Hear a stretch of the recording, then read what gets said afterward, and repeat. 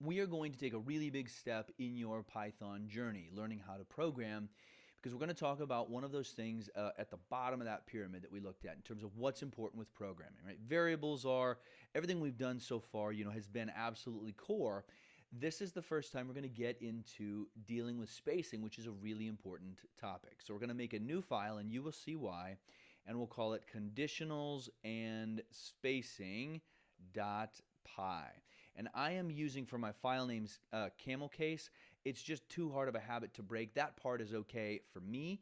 If you want to stick with what we're doing with our variable names, you can use those. You can use those underscores. Let's start off here with name equals input. Please enter your name. We have done this before. Nothing special here. On the next line, let's print off a name. Okay? So let's save that. Let's come back over to the terminal.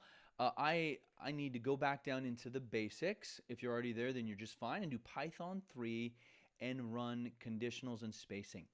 If you're on a Mac, I think if you're on a Windows computer too, you can hit tab and it will try and finish for you. So in this particular folder, if I do CO, I don't have anything else that starts with CO. So if I hit tab, it finishes it out for me. That is a really important feature to remember because it will save you, I don't know, I would say weeks over the course of your programming career. But sure enough, it says please enter your name. I type in Rob and it kicks back Rob. Well, if we come back over, let's make a comment. Actually, let's comment out line 3 there. We're going to make a comment and say, what if we want to say something different based on who the person is, okay? Based on what their name is. So as a for instance, if the person's name or the person enters Rob, we'll say hello instructor. And if they put in anything else, we say hello student, okay? That is a conditional, and in Python, we literally use the word if. We've got it right there, okay? If turned pink, okay? So that means this, right? Blue in Visual Studio Code is a variable. Pink, that means this is an important keyword. Python owns this. We cannot use it, okay? And just like input, which had its own parentheses, just like print had its own parentheses, if does too. We're going to make a, well, let's put in here first. In order to decide whether the if is going to be true or not, right? Whether or not we're going to take our action, we put one thing on the left of a double equal sign and we put the other thing on the right. Okay, I'm going to make a comment here. An if statement takes parentheses, and in the parentheses we put thing on, we'll say left thing double equals right thing, okay? And if you remember, an if statement in Python is a Boolean, right? And a Boolean is true or a Boolean is false. That's what's going to happen in almost every programming language, certainly in Python. This is going to get run and it's going to decide, does this thing equal this thing 1, right? Or true, or 0, or false, right? That is exactly what we've got here, right? The left side, the right side. Figure out, are those two things identical? If they are, then, okay? And I'm going to put a colon in here right there. So the colon means, Python, I have finished the if statement, right? This always comes right after the parentheses. On the next line is what I want you to do if this thing turned out to be true. Okay? So I'm going to hit enter. And if you'll notice, it moved me over a line. This is the first time it's ever done that, because if I come up here and I hit enter after that one, it keeps me on the same line. Let's go ahead and print off, if that's true, hello, comma, instructor, and I'll put, let's do plus name. All right, we'll get a space in there so it looks a little bit better. Let's run this code and we'll come back and we need to talk through this. So I'm going to run the code again. It asks me my name. I put in Rob. Sure enough, it says, hello, instructor Rob. If I run it again and I put anything else, so just a bunch of P's, nothing prints off. Okay? So I hope that is magic to you. This is how we're able to get our program to make sort of decisions, so to speak. It's based on whatever's coming down, right, as we go down.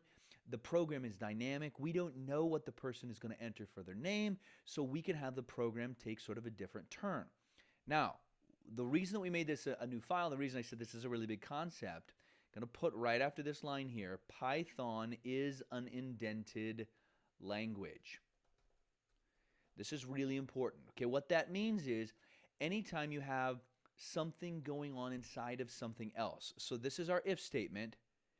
Everything that is indented to our if statement is part of our then statement. Okay, that's very different in contrast. Now, you don't need to type this out, but what we would do in JavaScript or PHP or mostly any C-based language is we would say if name equals Rob, and then I would put some brackets. Okay, and you can do anything you want in here.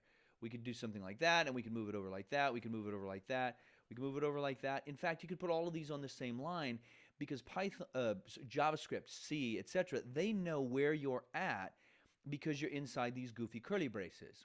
Python does not work like that. I'm going to get rid of that. Python is an indented language. The only way Python knows that you are inside of something else is based on the indentation. And right now, I've got 4 spaces here, okay? So I'm going to put right beneath that, print, hello, student, okay? Because this was the other thing that we wanted to happen, right? If it's Rob, then hello instructor, otherwise hello student. Let's come over and run it. So I'm going to clear that out. We'll do PPP again, but we don't get anything, okay? So I did this on purpose. Maybe you saw it coming. This is indented inside of our colon, which means this still belongs to the then. So this is our if, right? If this thing turns out to be true, then do this. We're still indented. So then do this. It's a comment, so it doesn't need to. We're still indented, so then do this. If we move this back, it is no longer inside of that if statement. Let's save it. Let's go back over and run it. I'm going to put in a bunch of P's. We get hello student this time. It does run. Going to run it one more time, put in Rob, and I'm going to clear everything out. Oops, lost the terminal there. Put in Rob. We get both. Okay, we have hello instructor Rob and we have hello student. Why? Well, because this, we're now outside of our if statement. This code ran. It was true, so it ran line 8, and then it just goes on to the next thing in our program. If we want to say if do this, otherwise do this, which is exactly what we wanted to do, Python has another keyword, which is else, okay? And I'm going to put a colon here. And again, right, we turned red because the else needs a statement. You have to have a line. You can't not have a line. You can't say else, don't do anything. You have to put something in here, okay? So I am going to hit tab and move it over. And so now we have a complete, what is called an if-else statement or a full conditional. Check to see what the person's name is, colon, go down a line, it's indented. This line has to be run if this is true. We get done with the indentation. The else means, okay, if this wasn't true, so if this evaluated to, I'll put in here in big letters, false, then, right, we got a colon, look for the indentation and run the code until the indentation is gone. So I will do this a whole bunch of times. It's a little bit obnoxious, and then I'll do one at the end, out of conditional statement. Okay, so if false, right, that will always be false. So this is a silly thing to have, but it demonstrates. Then go on to the else, right? This means I'm ready to tell you what to do. All of the indented things will run. When we get out of the indentation, it will stop. Let me switch this back over to name equals Rob. Okay, so let's save this. Let's come back over and run our code. Please enter your name, Rob. It says hello instructor Rob, and we got out of our conditional statement. I'm going to run it again, and this time I'm going to put in Toby. We get all of those hello students to print out, and then we get our out of conditional statement. Okay? One last thing I'm going to show you, and I wish this were not true, but it simply is. If I backspace twice, just backspace once, it got rid of that, and I hit space twice. We are indented a weird amount of times, okay? We've got 4 spaces there and only 2 spaces here. If I save this, okay, you can already see it's mad, right? Visual Studio Code says Python is not going to be okay with this, right? It says unindent does not match the outer indent level. You cannot just suddenly just change indentation levels. There's nothing that has this level, so that's not okay. You could go to that, but then this one's screwed up because there's no reason for this to be there. There's no if, right? Or some other reason, which we'll get to with functions and loops and so on. Okay, so that's thing one I wanted to say. The other thing is I'm going to do print, and I'm going to get rid of this, going to backspace and hit spacebar 4 times. Okay, it works out just fine. You will get into a situation, unfortunately, at some point where, again, as I hover over this or highlight it, you can see 4 dots, which indicates 4 spaces. Well, down below here in Python, if I click on spaces, and I can change the spaces to tabs, or I can change the spaces. I can change the indentation to spaces or the indentation to tabs. Right now, they are spaces because you can see them. If I do convert indentation to tabs, okay, you can now see if I hover over it, there's a tiny little arrow there. At least I hope you can. I'll zoom way in so it's wow, that is big. So you can see that arrow in there just barely. Well, if now I do this, I print, I'm going to get rid of the indentation, and I'm going to hit space 4 times. Okay? It looks exactly the same, right? The indentation looks exactly the same, but if I zoom in again and highlight everything, you can see it is not. There are 4 spaces here, and there is a tab here. So I'm going to come back over and run my code again. Let me shrink that down so it's a little silly. It's going to say, hey, unindent, I expected a different one. Let me cut this and move it up a line. Let me go back a space and put the spaces in there and save it. We'll run it again.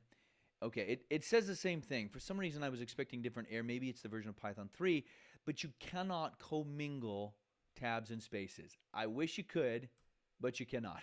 Okay? It's a good stopping place. We will keep building on conditionals, but I wanted to cover spacing. This is a really big step because there's a whole bunch going on here. Review the lecture if you need to. Thanks for watching.